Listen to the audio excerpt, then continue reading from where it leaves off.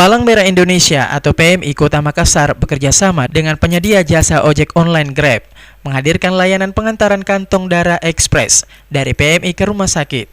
Hal ini dimaksudkan untuk mempercepat penyaluran darah.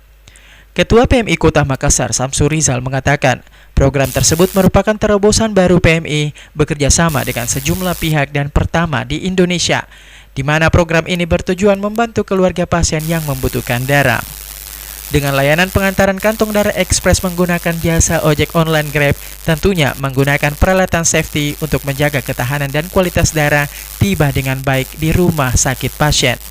Dengan kolaborasi kita dengan Grab ini untuk pengantaran kantong darah yang aman dan cepat terverifikasi, yang diterima dan menjadi contoh untuk wilayah Asia Pasifik, contoh kemitraan. Jadi kita harapkan ada kolaborasi yang lain.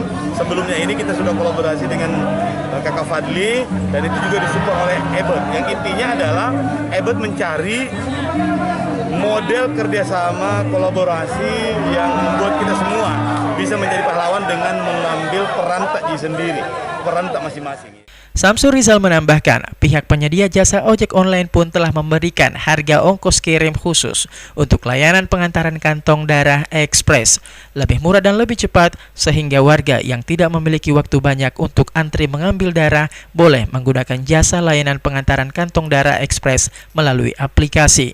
Ira, Fajar TV dan Fajar Radio melaporkan.